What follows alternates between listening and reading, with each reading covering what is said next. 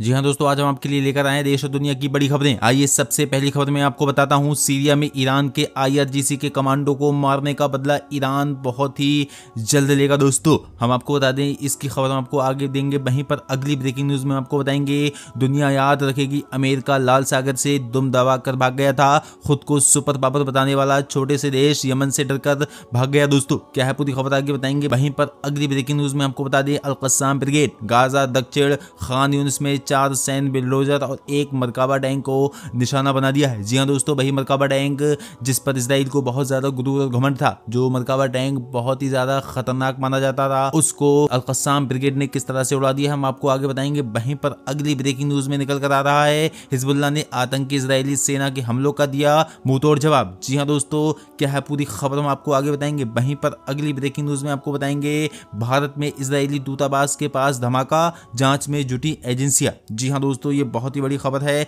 जो कि दिल्ली में स्थित इजरायली दूतावास के पास मंगलवार शाम उस वक्त हड़कंप मच गया जब वहां पर 5:10 पर एक धमाके की आवाज सुनाई दी गई थी। दोस्तों क्या है पूरी खबर हम आपको आगे डिटेल में बताने वाले हैं। वहीं पर अगली बड़ी खबर में आपको बताएंगे, तिल अबीब अपनी उल्टी गिनती शुरू कर दे। ईरानी विदेश मंत्री ने साफ तौर पर कह दिया है, तिल अबीब को नहीं छोड़ा जाएगा, पूरा का पूरा तबाह कर दिया जाएगा, अब अपनी उल्टी गिनती शुरू कर दे। दोस्तों वहीं पर अगली खबर में आपको बताएंगे, ईरानी विदेश मंत्री की धमकी के बाद बंकर में शिफ्ट हुए इजराइल के प्रधानमंत्री नेतन्याहू। जी हाँ, ये बहुत ही बड़ी खबर है, जो कि इजराइल के प्रधानमंत्री नेतन्याहू बंकर में शिफ्ट हो गए हैं। किस तरह से भागे हैं दोस्तों। वहीं पर अगली खबर में आपको बताएंगे, इजरायली रक्षा मंत्री के एक बयान से मच गया हड़कंप। जी हाँ दोस्तों, कौन सा ऐसा बयान था जो कि इजरायली रक्षा मंत्री ने दिया, उसके बाद बिल्कुल हड़कंप सा मच गया है। वहीं पर अगली ब्रेकिंग न्यूज में आपको बताएंगे, क्या इस्तीफा दे देंगे बेंजामिन नेतन्याहू। युद्ध के बीच तेज हुई मांग, इजराइल में तगड़ा विरोध हो गया। जी हाँ दोस्तों, अब मैं आपको बता दूं, इजराइल ही में बहुत तगड़ा प्रदर्शन चल रहा है, विरोध प्रदर्शन, जिसके थ्रू ये कहा जा रहा है कि अब इजराइल के प्रधानमंत्री बेंजामिन नेतन्याहू को अब इस्तीफा दे देना चाहिए। क्या है पूरी खबर, एक एक कर मैं आपको विस्तार से बताने वाला हूं। उससे पहले आपसे गुजारिश करूंगा, चैनल पर पहली मर्तबा आए हैं तो चैनल को सब्सक्राइब करने के बाद बेल आइकन को दबाने के बाद कमेंट में अपना नाम और अपने एरिया का नाम जरूर लिख दें। दोस्तों हम भी देखें आप लोग हमारी खबरें कहां से किस एरिया से सुनते हैं। वहीं पर अगली ब्रेकिंग न्यूज में आपको बताएंगे, नए साल में विकराल रूप ले लेगी गाजा की जंग, कई और देश होंगे प्रभावित, समुद्री जहाजों और अमेरिकी ठिकानों पर लगातार हो रहे हमलों से मिल रहे हैं संकेत। जी हाँ दोस्तों, 2024 में नए साल में क्या ऐसा होने वाला है जिससे ये जंग और ज्यादा खतरनाक रूप ले लेगी। क्या है पूरी खबर में आपको आगे डिटेल में बताने वाले हैं। वहीं पर मैं आपको अगली ब्रेकिंग न्यूज में बता दूं, शी जिनपिंग और व्लादिमीर पुतिन से मांगी है मदद, हमास के खिलाफ जंग में बेंजामिन नेतन्याहू ने दे दिए हैं तीसरे विश्व युद्ध के संकेत। जी हाँ दोस्तों, ये बहुत ही बड़ी ब्रेकिंग न्यूज निकल कर आ रही है। मैं आपको एक एक कर सारी खबरें बताता हूं विस्तार से। सबसे पहली खबर बता दूं, सीरिया में ईरान के IRGC के कमांडो को मारने का बदला ईरान बहुत जल्द लेगा। हमने अपने भी सभी संगठनों को इजराइल पर हमले की तैयारी का ऑर्डर दे दिया है। इजराइल ने अगर गलती से भी ईरान की जमीन पर किसी तरीके का हमला किया तो हम तिल अबीब को दुनिया के नक्शे से मिटा देंगे। जी हाँ दोस्तों, ये बहुत ही बड़ा बयान आया है सीरिया में ईरान के IRGC कमांडो को मारने के बाद। दोस्तों बहुत ही जल्द ऐसा होने वाला है कि तिल अबीब मिट जाएगा। दोस्तों ये साफ तौर पर ईरान ने तिल अबीब को, इजराइल को धमकी दे दी है कि अगर अब एक भी ऐसा धमाका हुआ, एक भी ऐसा हमला हुआ जिससे ईरान को कोई भी नुकसान हुआ, तो इजराइल को हम नक्शे से ही मिटा देंगे। दोस्तों वहीं पर मैं आपको बता दूं, दुनिया याद रखेगी अमेरिका लाल सागर से दुम दबा कर भाग गया था। जी हां दोस्तों, ये बहुत ही अच्छी लाइन किसी ने लिखी है कि किस तरह से अमेरिका यमन को डरा रहा था और कह रहा था कि इजराइल की तरफ जाने वाला हर जहाज उस तक आसानी से पहुंचेगा, लेकिन यमन ने उसके बाद साफ तौर पर कह दिया, अगर कोई भी जहाज रेड सी से गुजरता है इजराइल का तो हम उसको तबाह बर्बाद कर देंगे। दोस्तों उसके बाद अमेरिका ने एक मीटिंग की और उसमें लगभग 10 देशों को जोड़ने की बात की और कहा कि हम यमन पर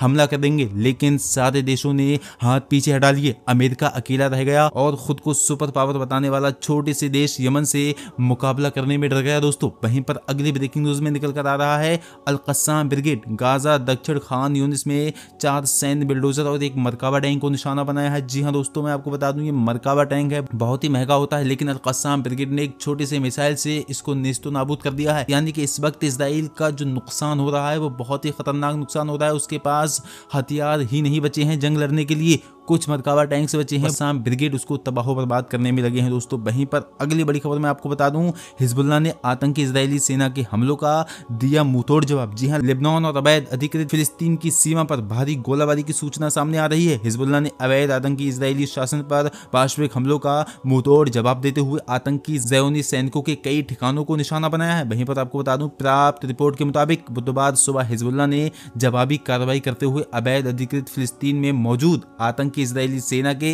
कई ठिकानों को रॉकेट से निशाना बनाया है। हिजबुल्लाह की ओर से जारी बयान में कहा गया कि प्रतिरोध के जियालों ने रामिया इलाके में मौजूद आतंकी इजरायली सेना सैन्य ठिकाने को निशाना बनाया। इसके अलावा शुमेरा बैरक के पास एक इजरायली सेना की निगरानी और अवलोकन केंद्र और डोबिबो बैरक के पास इजरायली सैनिकों के जमावड़े को निशाना बनाया। वहां तैनात भारी संख्या में आतंकी ज़ियोनी सैनिक को मार गिराया और उन्हें घायल भी कर दिया है। जी हां, इस बीच ज़ियोनी रेडियो ने यह भी कहा है कि हिजबुल्लाह द्वारा जलील उलिया क्षेत्र पर दागी गई एंटी टैंक मिसाइल के कारण कई ज़ियोनी घायल भी हो गए हैं। इजरायली सेना ने भी माना कि पिछले दिनों हिजबुल्लाह के हमलों में घायल हुए उसके एक सैनिक की मौत भी हो गई है। बता दें कि जब से ज़ियोनियों ने गजा पर हमले आरंभ किए हैं, उसी समय से हिजबुल्लाह ने भी आतंकी इजरायली सेना के विरुद्ध अपनी कार्रवाइयां शुरू कर दी थी। अब तक पता चल रहा है कि अवैध ज़ियोनी शासन हिजबुल्लाह की जवाबी कार्रवाइयों से बहुत ही ज्यादा घबराया हुआ है। वहीं पर अगली खबर में आपको बता दें डिटेल में, भारत में इजरायली दूतावास के पास धमाका, जांच में जुटी एजेंसियां। जी हां, दिल्ली में स्थित इजरायली दूतावास के पास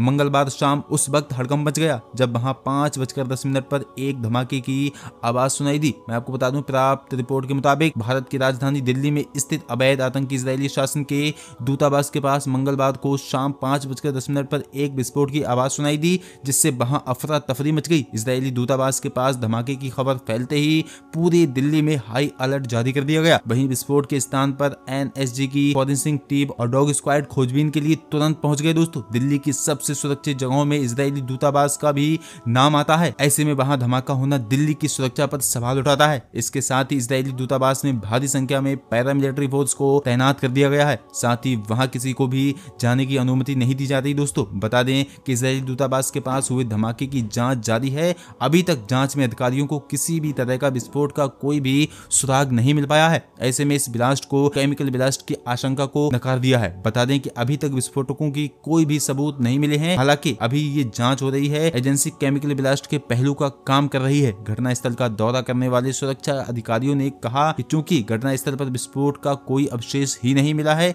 इसलिए रासायनिक विस्फोट की संभावना से इनकार नहीं किया जा सकता है। दोस्तों, मैं आपको अगली बड़ी खबर बता दूं, तेल अवीव अपनी उल्टी गिनती शुरू कर दे, ईरानी विदेश मंत्री। जी हां, इस्लामी गणराज्य ईरान के विदेश मंत्री ने IRGC के वरिष्ठ कमांडर की शहादत के मौके पर अपने शोक संदेश में अवैध आतंकी ज़ियोनी शासन को कड़ी चेतावनी देते हुए कहा है कि तेल अवीव को अब अपनी उल्टी गिनती शुरू कर देना चाहिए। जी हां, इस्लामी गणराज्य ईरान के विदेश मंत्री हुसैन अमीर अब्दुल्लाहियान ने सीरिया में ईरान के शीर्ष सैन्य सलाहकारों में एक कमांडर जनरल सैयद रजी मूसवी की शहादत के अवसर पर अपनी संवेदना व्यक्त करते हुए कहा। इस संदेश में इस बात पर जोर दिया कि तेल अवीव एक कठिन उल्टी गिनती की प्रतीक्षा करना चाहिए। अपने सोशल मीडिया का एक्स पूर्व ट्विटर अकाउंट में हुसैन अमीर अब्दुल्लाहियान ने सीरिया में आतंकवाद से संघर्ष करने वाले ईरानी सैन्य सलाहकार कमांडर सैयद रजी मूसवी की शहादत पर उनके सम्मानित परिवार और ईरान और सीरिया दोनों राष्ट्रों के प्रति अपनी गंभीर संवेदना व्यक्त की है। दोस्तों, वहीं पर हम आपको बता दें अगली बड़ी खबर, ईरानी विदेश मंत्री की धमकी के बाद बंकर में शिफ्ट हुए इजराइल के प्रधानमंत्री नेतन्याहू। जी हां, सैयद मूसावी की हत्या के बाद ईरानी विदेश मंत्री ने इजराइल को तबाह करने की धमकी दे दी है। हमले के बाद से ही इजराइल सीमा के आसपास ईरानी लड़ाके तैनात कर दिए गए हैं। सैयद मूसावी की हत्या के बाद ईरानी विदेश मंत्री ने इजराइल को तबाह करने की धमकी दी थी। हमले के बाद से ही इजरायली सीमा के आसपास ईरानी लड़ाके तैनात करने के बाद ईरान की धमकी के बीच इजराइल में बड़े साइबर अटैक की खबर ने सभी को चौंका दिया है। ईरान में लगातार जगह जगह विरोध प्रदर्शन हो रहे हैं, जिसके चलते ईरान की सड़कों पर इजराइल के खिलाफ नारेबाजी की जा रही है। इस बीच इजराइल के प्रधानमंत्री बंकर में शिफ्ट हो गए हैं। वॉर कैबिनेट के सदस्यों को भी बंकर में शिफ्ट कर दिया गया है। इजराइल पर साइबर हमले के बाद ये फैसला लिया गया था। दोस्तों, ये बहुत ही बड़ी खबर है। वहीं पर अगली खबर आपको बता दें, इजराइल रक्षा मंत्री की एक बयान से मचा हड़कंप। गाजा में इजराइल करीब 80 दिनों से बम बरसा रहा है। इस बीच मिडिल ईस्ट में लगातार इजराइल घिरता हुआ भी नजर आ रहा है। ऐसे में इजरायली रक्षा मंत्री के एक बयान से हड़कंप मच गया है। इजरायली मंत्री ने कहा इस वक्त 4 बौद्ध फ्रंट खुले हुए हैं। दोस्तों, मैं आपको बता दूं, गाजा के बीच ईरान की जंग एटमी तैयार दुनिया को एक बार फिर न्यूक्लियर वॉर के मुहाने पर पहुंचा दिया है। Gaza, West Bank, Lebanon, Syria, Yemen, Iraq और ईरान एक साथ हमलावर हैं। ऐसे में सवाल यह यह है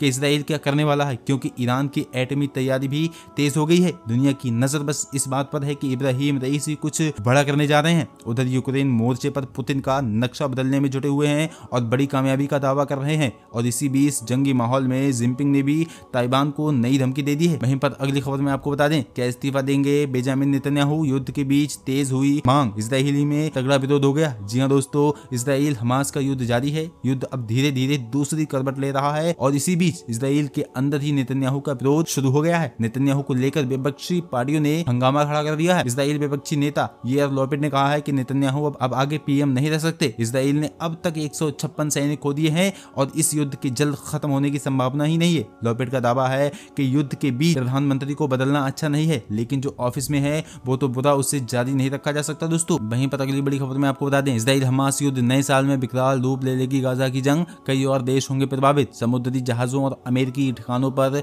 लगातार हो रहे हैं हमले। दोस्तों मैं आपको बता दूं, इजराइल और हमास के बीच जारी युद्ध को अब तक 2 महीने से ज्यादा का समय हो गया है। इस दौरान गाजा पट्टी में इजरायली सेना लगातार हमास के ठिकानों को ध्वस्त कर रही है। माना जा रहा है कि नए साल की शुरुआत में युद्ध दुनिया के अन्य देशों के लिए भी खतरा बन सकता है, क्योंकि इस युद्ध के चलते समुद्र में भारत, अमेरिका और अन्य देशों के कमर्शियल जहाजों पर कई बार हमले हो चुके हैं। इन हमलों की जिम्मेदारी ईरान के समर्थक आतंकी संगठन हिजबुल्लाह ने ली है। ऐसे में इस जंग का खतरा बाकी देशों पर भी मंडरा रहा है। इसके अलावा युद्ध को लेकर ईरान इजराइल को कई बार धमका भी चुका है। ईरान ने कहा है कि यदि इजराइल गाजा पर अपने हमले को नहीं रोकता है तो युद्ध बहुत ही जल्द विकराल रूप ले लेगा दोस्तों। अमेरिका पहले भी ईरान समर्थित आतंकी संगठन हिजबुल्लाह के हमलों पर जिक्र कर चुका है, जिसमें वो कह चुका है कि हिजबुल्लाह समुद्र से गुजरने वाले कमर्शियल जहाजों पर हमला कर सकता है। हालांकि ईरान इन आरोपों से हमेशा इनकार करता रहा है। हालांकि ये सभी जानते हैं कि ईरान हमेशा से ही हिजबुल्लाह और हूती उग्रवादियों को अपना समर्थन देते आया है। इतना ही नहीं, शनिवार को ईरान के ड्रोन अटैक में भारत आ रहा जहाज भी रुक गया था। तो दरअसल ये जंग ईरान के कमांडर सैयद राजी मौसवी की मौत के बाद से शुरू हुई है, जो लंबे समय तक चल सकती है। ईरान का आरोप है कि ये युद्ध इजराइल ने शुरू किया था, लेकिन इसे खत्म हम करेंगे दोस्तों। वहीं पर आपको अगली बड़ी खबर बता दूं, शी जिनपिंग और व्लादिमीर पुतिन से मांगी है मदद। हमास के खिलाफ जंग में बेंजामिन नेतन्याहू ने दिए 30 विश्व युद्ध के संकेत। गाजा में हमास आतंकियों से चल रहे भयंकर युद्ध के बीच इजरायली पीएम बेंजामिन नेतन्याहू ने तीसरे विश्व युद्ध के संकेत दे दिए हैं। सोमवार को संसदीय सत्र में बंधकों के रिश्तेदार से मुलाकात पर उन्होंने कहा कि अपने लोगों को वापस लाने के लिए संभव प्रयास किए जा रहे हैं। इजराइल जीत तक नहीं रुकेगा। इस बीच नेतन्याहू ने यह भी कहा है कि इसके लिए शी जिनपिंग और व्लादिमीर पुतिन से मदद मांगी जा रही है। नेतन्याहू का यह बयान काफी चौंकाने वाला है, क्योंकि हमास के खिलाफ जंग में नेतन्याहू को अमेरिकी मदद मिल रही थी और अमेरिका, रूस, चीन के साथ 36 का आंकड़ा है। जी हाँ दोस्तों, द टाइम्स ऑफ इजराइल की रिपोर्ट के मुताबिक इजराइल के प्रधानमंत्री बेंजामिन नेतन्याहू ने सोमवार को विशेष संसदीय सत्र के दौरान बंधकों के परिवारों से मुलाकात की। पीएम ने कहा कि इजराइल गाजा पट्टी में हमास द्वारा बंदी बनाए गए बंधकों को वापस लाने के लिए